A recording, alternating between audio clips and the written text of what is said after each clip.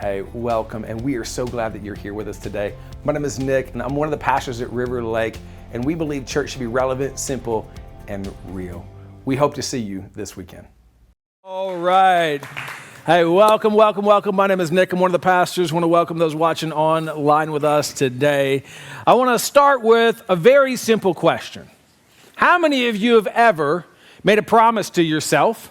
It could have been something small, something big. You made a promise to yourself, and in the moment you were serious. In the moment you're like, I'm never doing that again, never going there again, never eating that, drinking that, looking at that, da-da-da-da. And yet you found yourself 4 days, 5 days later in the exact same place. How many of you have ever done that? Yeah, almost all of you. That is what we call the human condition. It is this problem for every single one of us. I don't care who you are. If you didn't raise your hand, you got different issues. That's okay. We still love you. Welcome to River Lake. Every single one of us we've all found ourselves in a moment, in a situation where in the moment, man, we're like, I'm never doing that. We make a promise to ourselves only to break the promise. And maybe yours was like 6 days or 2 weeks or a few months. That every single one of us, whether it be silly or serious, whether it be this thing of like, man, I'm going to get up early every day for the next 2 months and I'm going to spend some time with God. That's a serious thing. You did that for 5 days and you just kind of like, man, you stayed up too late, you had a headache and you broke it and just kind of one thing led to another and you quit. Or it could be a food thing. We do that with food all the time. I'm never eating sugar again. How many of you have ever said that around Christmas time? That is the worst time to say that, by the way. We do that with our finances, with our relationships. It could be a relationship that you're in that you know that you shouldn't be in. And you're like, I'm never going to go back to that person. I'm never going to do that, only to find ourselves, again, in the same place. And so today, what I want to talk about is why do we break promises we make to ourselves? Because that's what all of us struggle with. And to do that, where I want to go is I want to look at a passage where Paul writes to a church. And he's going to write to them about a promise that they made. And in the moment, you need to know that when they made the promise, they were serious. They weren't lying. They were motivated. They were so pumped up. Matter of fact, they were so generous and wonderful with their promise that, man, it inspired so many other people.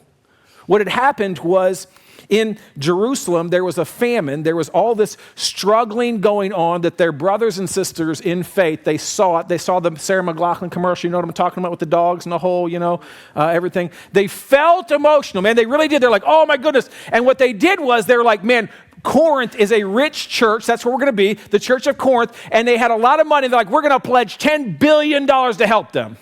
I don't know if it was $10 billion. I have no clue. But it was a big amount.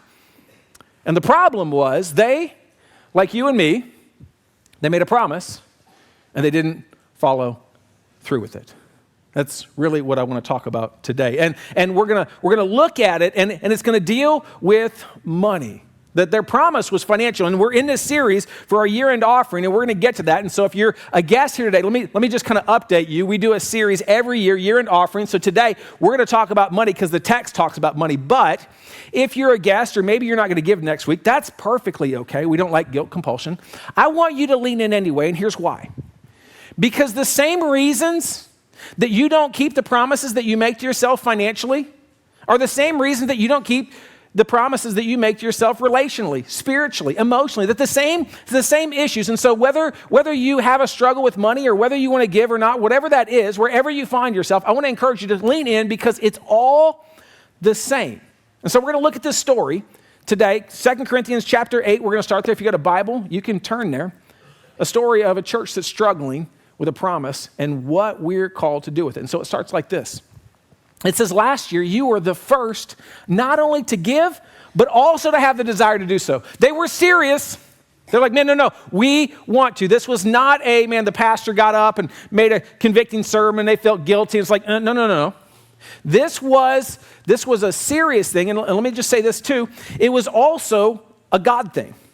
That there's a difference between something that you kind of just plan in your head. You're kind of like, okay, yeah, I'd like to kind of go there and maybe help that person, or I'm gonna hang out with them next weekend. No, there's a difference between a plan that we make and a call that God puts on our lives. And for them, they felt God's call in their life to financially help the church in Jerusalem. They did that, and Paul's encouraging them, and he's saying, hey, you guys killed it. You guys started, man, you had a great desire. Your heart was right. You do love God. It's not about that at all, but he goes on. He says, now finish the work. You started, made a big boast. You put it on social media. We're going to give $10 billion to da-da-da-da. Man, everybody was like, man, that's incredible. You just didn't finish it. So that your eager willingness to do it may be matched by your completion of it, according to your means. He says, listen, no, we're not asking you to do anything outside of your means. This is not to make you feel guilty. It's like you said something, you promised it, you felt God's call, God's conviction on your life to step in and be a part of it, because the church in Corinth was very, very affluent at the time. You guys had some, they didn't. You wanted to share. Finish it. But come on, it's not that easy, and you know that. It's why we're stuck in patterns. It's why we have addictions. And it has nothing to do, and this is really, really important and why I started with this verse. It has nothing to do with your desire. In fact, there are some stories in here right now that you have promised yourself and you were dead serious. You've said things like, I will never say that again, I'm really sorry. I'll never go there again. I don't know what got over me. I'll never drink that, eat that, look at that. And you're serious. Your desire is right. In the moment when it costs you something, in the moment when it's painful, in the moment when whatever it is that kind of catches up with you, then you're serious. The problem is, for many of us, we just find ourselves in the same place, that we start well, we just don't finish well. Or maybe you were going to start something really positive, and you started well. You were going to serve. You were going to give. You were going to step up in some meaningful way. You were going to help somebody out, but just kind of life happened and you're not quite sure what happened. Just kind of things happen and you find yourself in a place going, I don't know. There's a reason. In fact, kind of studying for today, there's actually 4 reasons that I want to talk about. 4 reasons that I think if we can kind of get these, it's going to help you choose. Because that's the series that we're in right now. This series entitled Choose, if you're a guest kind of playing catch up, the whole series is built around the fact that you have a choice, that at the end of the day, God's going to call or convict you to do some stuff, but you get to choose whether you're obedient. You get to choose whether you step into it, that it's not going to control you, he's not going to manipulate you, that you get to choose. And man, that should be the most freeing thing in the world, because what happens, and maybe this is where you're at, you have started something that you have stopped so many times you think you have no choice. I want you to know today, man, you have a choice. God's grace is upon you. You have a choice. But if you don't know why you keep going back to the same problems, it'll be really, really hard. And so what I want to do is I want to give you 4 reasons, all of us, myself included. 4 reasons we choose, because we get to choose. We choose to go back to old habits, old patterns, old struggles.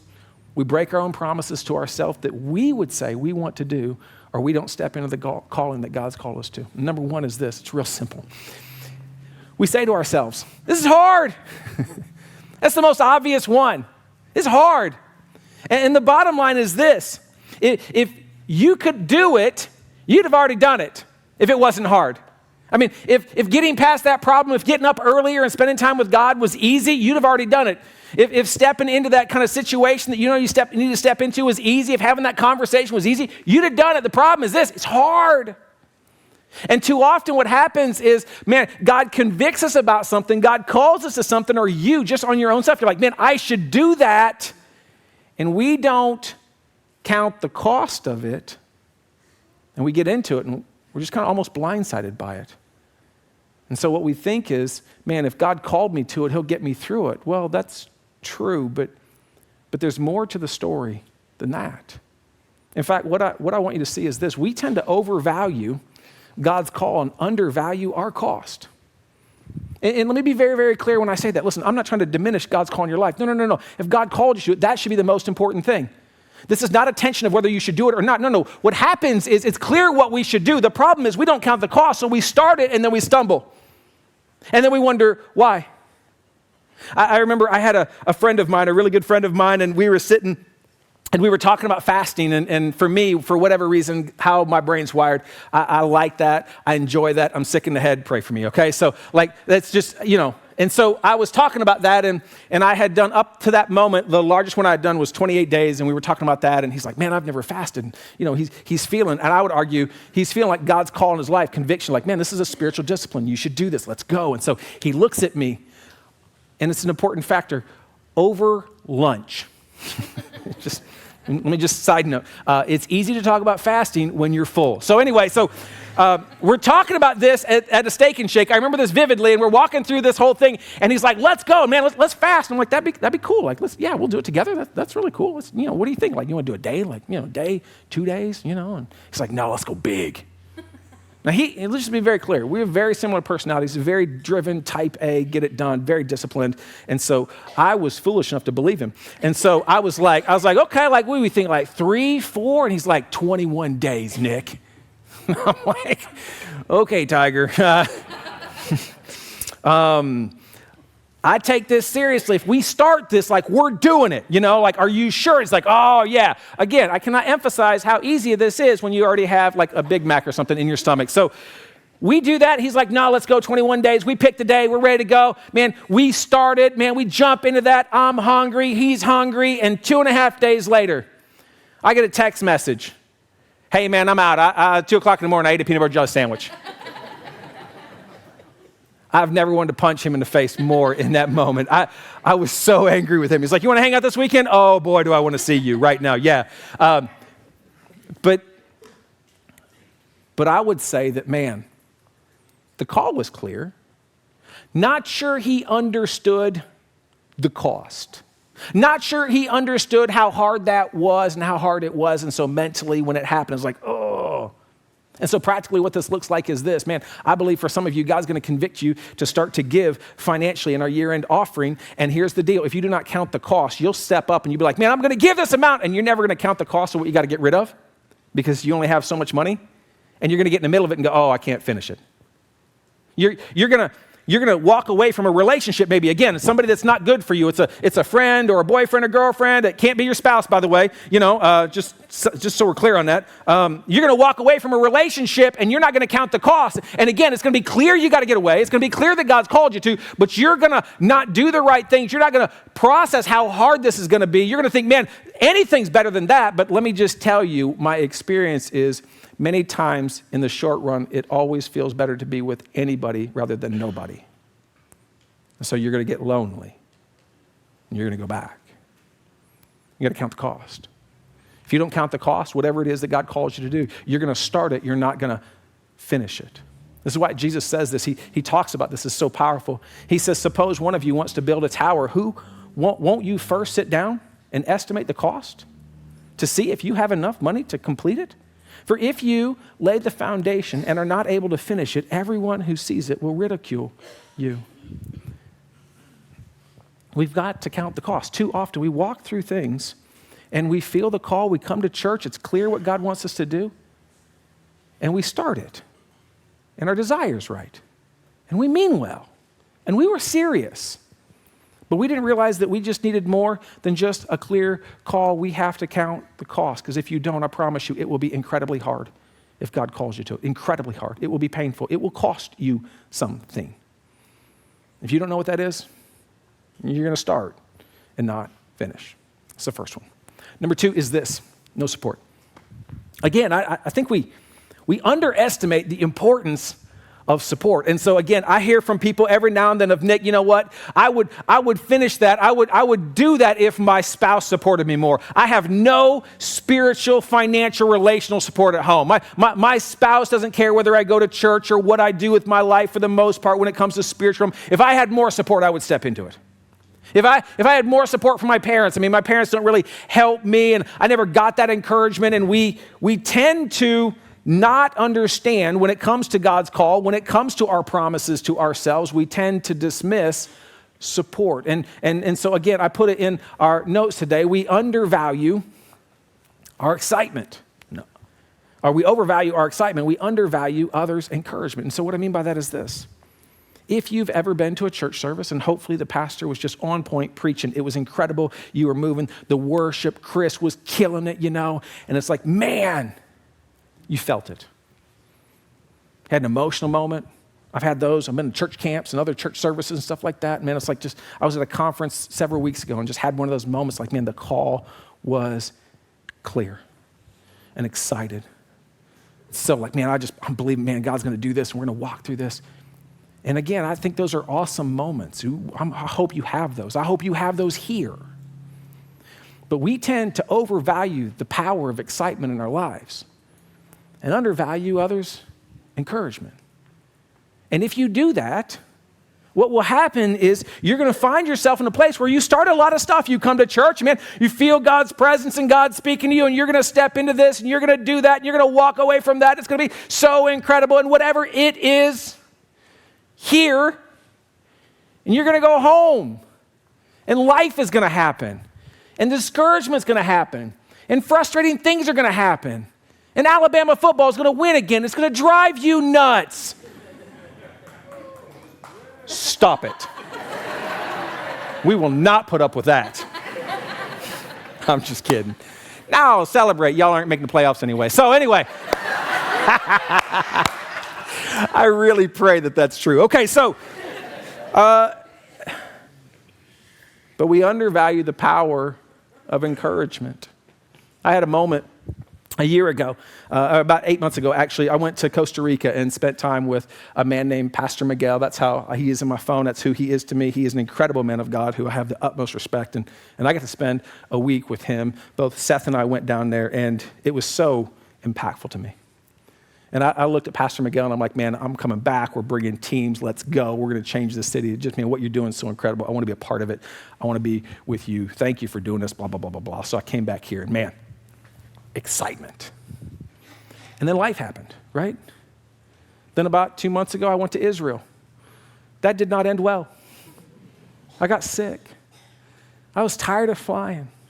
And I got to be honest, like I was sitting there and I'm going like, I'm not going to Costa Rica. Like I'm going to send a team. The trip is incredible. Like really, it had nothing to do with the trip. It had everything to do with me. And I was just in a down place. And I remember I was looking at Robin and we were talking about budgets and kind of lining up kind of people and what we needed in teams. And I told her, I said, listen, I don't think I'm going to go. I'm tired and I'm drained. It gets me out of my routines and I'm just not in a good place. And so I said, I'm going to pray about it for a week and then I'll let you know. And so I did. That was on a Sunday. I told her that after the third service, which is never the right time to make any decisions, by the way. And on Tuesday, I got a text message from Pastor Miguel. Now, let me tell you kind of what he did for me. He found out I like energy drinks, and I was joking that I had a dealer in Glasgow. That's Seth. He gives me energy drinks for free, and I was like, I got a dealer, and he's like, oh, let me be your dealer in Costa Rica. Side note, dealer means something different down there. So anyway, and so anyway, the funny part was, and it's awesome, what he did every single day for me, we connected, is he would walk up to me and he would open his refrigerator and he had a whole thing of what is called Jet energy drinks. He's like, hey, Nick, your dealer showed up. Here you go. So anyway, that's the context, and it's important for the text message because I had not really talked to him too much. I'm kind of down on this, and on Tuesday of that week, I get a text message from him, and he's talking about all this stuff, and then he sends me 3 pictures, one of which is this right here. A refrigerator. And he goes, can't wait to see you in a few months. Your dealer's ready for you. And I'm like, crap. I'm going to Costa Rica. Okay, let's go. And I'm saying that, and I'm so excited about going back down there. It's going to be an incredible trip. But what I'm saying is there will be moments where when God calls you to do something, it's not going to feel right. The excitement is going to be off. And if you do not have others around you encouraging you, supporting you, strengthening you, you will never finish what you started. You will break the promises. And it has nothing to do with a desire. It has nothing to do with seriousness. It has to do with you just didn't really think through the cost, and you didn't really think through the power of other people in your life. This is why Paul writes this. I love this. Paul writes 2 Corinthians. He's talking to him. He says, but I already addressed the fact that you haven't finished this. I am, and this just sounds like a mafia threat. I don't know what it is, but I'm sending the brothers. I don't know what that meant totally, but like I'm sending the brothers towards you in order that our boasting about you in this matter should not prove hollow. I mean, you guys told everybody you're going to do this. I don't want to show up and it not be done. but that you may be ready as I said you would be. He goes on, so I thought it necessary to urge the brothers to visit you in advance and finish the arrangements for the generous gift you had promised. Then it will be ready as a generous gift, not as one grudgingly given. His solution was, hey, you guys said it. You're not following through with it. Cool, there's grace, there's mercy. Like, I'm going to send some people to encourage you. I'm going to send some people to remind you of why you started to begin with. You need some support in the middle of it. And I would just say this, for some of you, God's calling you to do something, whether it be financial, relational, spiritual. I told you this transcends our year-end offering. He's going to call you to do something. Maybe in fact, I'm talking and you already know kind of what it is that you started a while ago that you felt convicted about.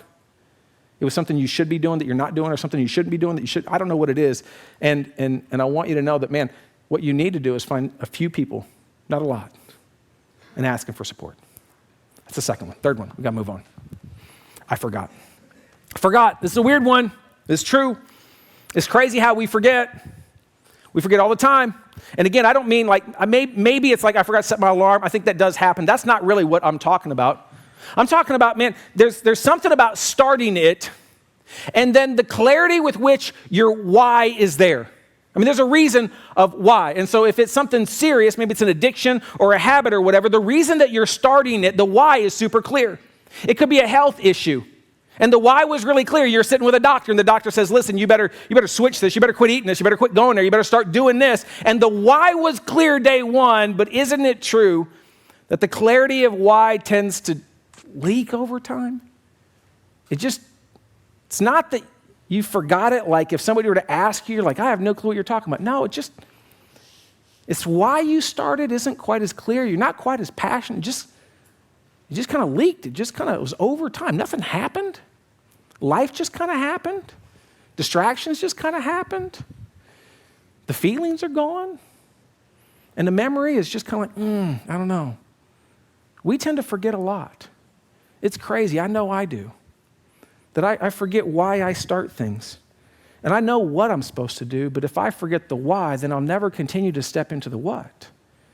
And too often, that's what holds so many of us back. In fact, I think it said it this way. We tend to overvalue the moment and undervalue our memory. This is why if you've ever seen somebody who's trying to lose weight and they pin a picture of either somebody they want to look like or who they used to look like. You know why they do that? So they remember their why.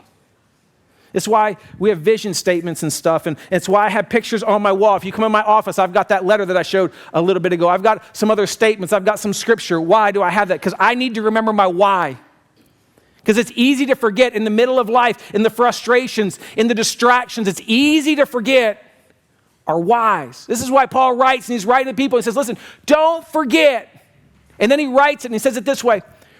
Remember this. Do you know why he says remember this? Because they forgot. It's because they heard the story of the things going on in Jerusalem. They saw the commercial. They felt the emotion. They had the song in their heart. They were so motivated. Like, oh, we're going to change the world. And a year later, it's like, oh, yeah, we're going to do that. Yeah. Whatever happened to that? I don't know what's going on with that. Okay. He says, remember this. Whoever sows sparingly will also reap sparingly. And whoever sows generously will also reap generously. It's like you guys got to a place where you forgot and you looked at your finances and you started going, oh, shoot, okay, I don't know if we can give that. And you forgot. You forgot that God blessed you initially to even have it in the first place financially.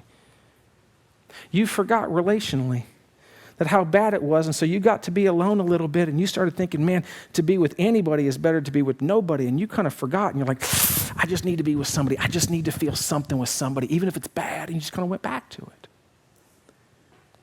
You forgot how clear that doctor spoke about that diagnosis and what it means for you to continue to eat that way or behave that way. And then while you're in the doctor's office, you committed and you were serious and your desire was, man, it was about as clear as day, but you just kind of got out of that and you're having a frustrating day and you're justifying things. It's like, oh, one time, come on, it'd be okay. And you forgot. We all do it. We all forget. It's why we need to have vision in front of us. It's why we need to keep our why in front of us some way. I would suggest to you, if God's called you to do something, whatever it is, relationally, spiritually, financially, physically, could be diet, could be getting up early, could be giving, it doesn't matter what it is. Write it down and put it somewhere you're going to see it and keep it in front. It's the third one. The last one is the one that caught me off guard studying for this. The last one, I was reading a paper, a psychology paper, and it was just it was interesting. And I remember reading this one and thinking, there's no way I do this. And yet realize it's probably the one that I do more than anything else. It's stupid. It's stupid. I saw that and I thought, man, there's no way I do that. There's no way that I sit back and go, this is stupid. And yet I thought about it more and more, and I realized, yeah, I do that all the time. What this looks like practically is this. You start something and you're serious. But you get in the middle of it, and then you start to lie to yourself. I don't know, you may not lie to yourself. I do all the time. I'm a master at lying to myself, at convincing myself. And so I'll start to say things like, you know what? I didn't even want to start this diet in the first place. That was her idea. Anybody else like that? Like, that was my wife's idea. She's the one that wanted to drink soy milk. I hate soy milk. It's a terrible idea. And I'll start to say, this is stupid, or I'll sit back and go, you know what, man, listen, I don't want to keep doing that. I think I've learned my lesson. I've gone far enough. I've gotten enough out of it. I don't need to keep doing this. I don't need to keep going down that path. I've got enough out of this. I've gone far enough. God changed his mind about it. I hear that one every now and then. I had a really good friend of mine at one point in time, and he and I were talking, and we were walking through something, and he's like, Nick, I'm gonna fast for 10 days with this big decision. And I'm like, well, you do that on your own, because I've learned my lesson. So, but I was like, that's cool, man. That's a great idea, man. It's gonna be hard, and da-da-da-da. You should do that. It's awesome. And I was checking in on him. I was texting him, and we got about 7 days in, 7 days in, and I said, hey, man, praying for you. How you doing? He's like, doing great, got my answer, that's cool. I said, awesome, how's the fast going? He's like, God told me I could quit. I'm like, I don't think that was God.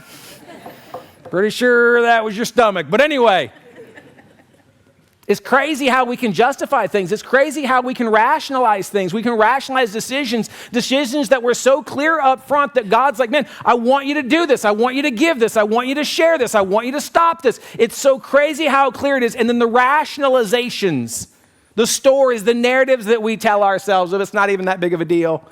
It doesn't really matter to anybody else. No one will care.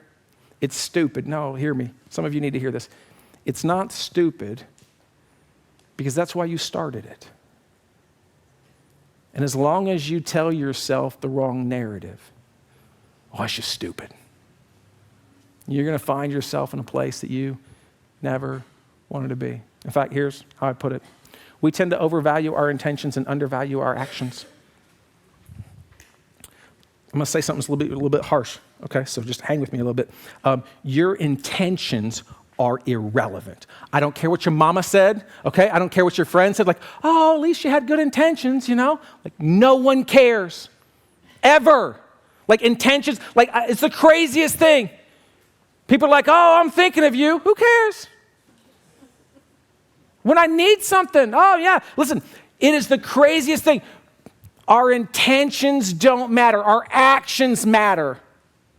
And so the problem is this. We tend to overvalue our intentions. Go, man, I had the right intentions. Who cares? We talked about this a few weeks ago, and I don't want to spend too much time on this, but listen, our intentions lie to us. They deceive us. And so here's what we say. I'd like to, not enough to. We talked about that a few weeks ago. My intentions are good. Do you know why we do that? We lie to ourselves. It's called identity-based decision-making.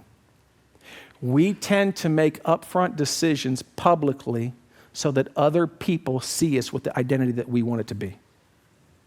That's why we post stuff online. I'm going to go running 7 miles today. Did you? No, but I posted it.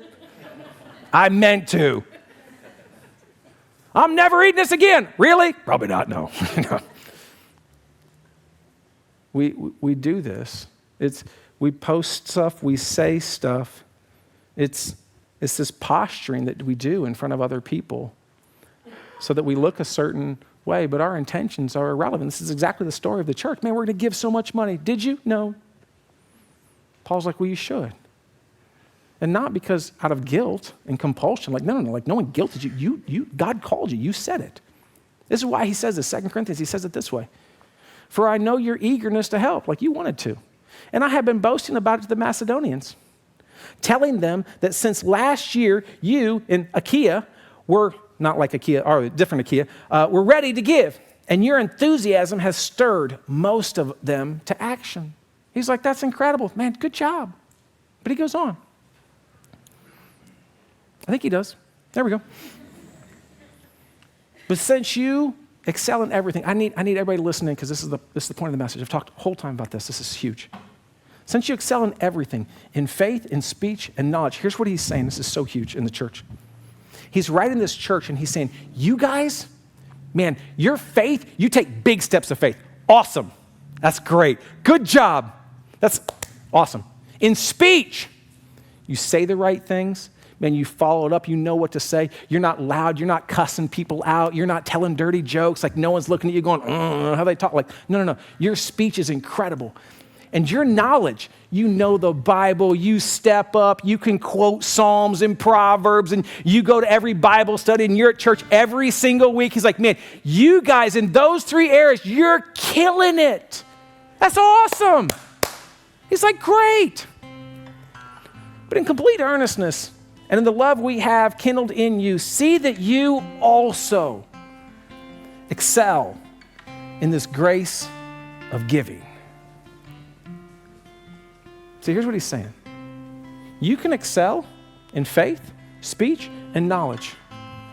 But if you don't excel in giving, you're not fully devoted to Jesus. So let me just ask you the question. If somebody were to look at your finances, would they look at how you spend and give and do? Would they look at that and go, man, you guys excel in giving? That's the question. It's why we do our year-end offering every year. We don't talk about money all the time, so if you've been only coming for a couple weeks, I promise this is a unique series we do every year. Come back in January, we're going to get a great series. All right? It's got to be on suffering. Yay! Anyway, so really is, actually. It's called The Worst Year Ever. You don't want to miss it. But anyway, but if you miss this one area, you're missing something. And too often we lie to ourselves and say, no, I'm a really good Christian. No, I'm fully devoted to Jesus. No, Nick, do you know how much I know about the Bible and how much I read? I get up every single morning, I read and I do my devotions and I pray and I take big steps of faith. And man, look at my language and I share my faith with other people and I evangelize. And Paul would look and go, yeah, but where's your giving at? Because if you don't excel in that, you're missing something. And so we do this series every single year. We sit back and say, man, we just hope it's a moment for people to step into an area that they don't excel in. And so practically what that looks like next week. Next week, we're gonna do a moment, and it's an incredible experience. And let me be abundantly clear. If you're not gonna give anything, please show up. That's okay. We've got a great thing. It'll transcend the moment. But we're gonna have a moment for you to choose to start to excel in giving. And so for some, it's just to start to give, period. You've never given a dime to the church. You give to other things, you just never given to the church. And so it's your chance to do that. For others, it's to step into tithing. You've never tithed. You're like, oh, it's not biblical. I'd love to have that conversation later. But like, oh, I just got all these issues and da-da-da-da. Okay, cool. We can have all biblical. But would you say, like, this is New Testament, would you say that your giving excels? You've never stepped into tithe, and next week you don't have a gift. That's your step. For others, it's a big uncomfortable check or cash, whatever. We take both. But it's uncomfortable. It's awkward. And you got to have a hard conversation. I get it. Like Lisa and I have those conversations every single year. And sometimes it's clear to her. Sometimes it's clear to me. One time we had the exact same number. It was the craziest story in the world. This is a weird number. The issue is, do you want to choose this? Because you don't have to. You can come next week, give nothing. You can come for the rest of your life, give nothing. We're good. I don't want something from you. I want something for you. I want you to be able to walk in such a way that you are a fully devoted follower of Jesus. And you can't do that if money still has its grips in you. So next week, I want to encourage you, show up. For all of us, I would encourage you, grab this thing. It's a how to hear God's voice kind of card. And again, take this with you, pray over this, kind of figure that out. And again, maybe God says nothing. That's okay, too. I had somebody this past week look at me and email me and say, hey, Nick, I've been praying, and I know they have been. And they're like, Nick, God's told me to give this money to this. I was like, that's awesome. Great. You should be obedient to God. That's cool. It's not about River Lake. It's about the Big C Church. It's about you. That's it. So as we wrap it up, here's the question. What have you started? You need to finish. Okay, let's kind of move on past the giving, because I told you this is not just a giving sermon. This really is about you. What is it that you started? What is it that God called you to do? Maybe years ago, maybe 10, 15, 20 years ago, there was a call in your life and you think you messed it up. You think, man, you're too old, you're too sinful, you're too jacked up. What is it that you have started that God's today reminding you, putting it back in your head? Finish it. Because you have a choice. That you are not just the product of your past decisions. That you, through God's grace, through the gospel, through what happened on the cross, through that sanctification process, God has empowered you to choose. And you can choose not to. But the reason the gospel's good news is because you can choose to. And that's what this series is about. That's what this devotion's about. It's helping you choose whatever God has called you to do. My hope and prayer is that this week, as you walk out those doors, you would not just have a great moment, but you would write it down and keep it in your memory. That you would share with a few people, hey, heard a sermon today, really feel like I'm supposed to do this. Could you check in on me next week? You'd invite some others, not a lot, just a few. You'd count the cost. You'd sit back and go, nah, if God called me to it, it's gonna be hard. It's not gonna be easy. It's gonna be some pain. It's gonna be some relational pain, some physical pain, some emotional pain, some financial pain. There's gonna be some pain. I gotta count the cost. And you would step into what God called you to, and not blow it off as, that's just kind of stupid. That's just a pastor talking. I don't have to listen to that. You'd really receive what God has for you. Let me pray for you. God, thank you for your grace. Thank you for your goodness. Thank you for your time and just everything that you give to us. I pray that you would help us choose. Choose you. Choose life. Choose discipline. Choose the hard. Choose to be faithful. And whatever it is that's on our minds right now, help us be fully devoted followers of you, excelling in everything. We love you, Jesus, and we thank you. Amen.